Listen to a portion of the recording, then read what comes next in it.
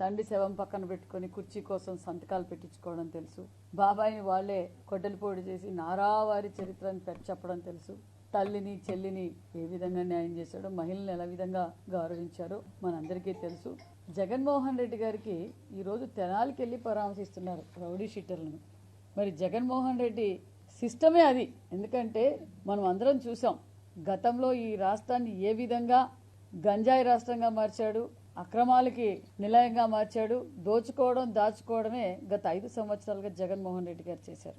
ఈ రోజు తెనాలికి వెళ్లారు జగన్మోహన్ రెడ్డి గారు. తెనాలికి వెళ్ళడం ఎవరి కోసం వెళ్లారు? జగన్మోహన్ రెడ్డి గారు రౌడీ షీటర్ల కోసం. మరి ఆ రోజు 5 సంవత్సరాల్లో దళితుల పైన సుమారుగా 11,500 మంది అక్రమ కేసులు పెట్టారు. దళిత మహిళలపై అత్యాచారాలు జరిగాయి. డాక్టర్ సుధాకర్ పైన ఏ విధంగా అరెస్ట్ చేశారో తెలుసు. దళితులు ఏ విధంగా గత 5 సంవత్సరాల్లో బలైనారో మనందరికీ తెలుసు. మరి ఈ రోజు జగన్మోహన్ రెడ్డి గారు తెనాలికి వెళ్లి రౌడీ షీటర్లను పరామర్శించడం ఏంటి? వాళ్ళ మీద ఒక్కొక్కరి మీద సుమారుగా 9 కేసులు 10 కేసులు దాకా ఉన్నాయి. 9 అదేంటి? పరామర్శించిన నవీన్ మీద 11 కేసులు, అదేవిధంగా రాకేష్ మీద 8 కేసులు, జాన్ విక్టర్ మీద 9 కేసులు ఉన్నాయి. మరి వాళ్ళు ఏం కులాలతో సంబంధమా జగన్మోహన్ రెడ్డి గారు? ఇది కుల రాజకీయాలు చేయటం, శవ రాజకీయాలు చేయటం మీకే అలవాటు. మరి వీళ్ళు చేసింది ఏంటి? ఒక దళిత కానిస్టేబుల్, అక్కడ కూడా దళిత కానిస్టేబుల్ అనే విషయం మర్చిపోతున్నారు మీరు.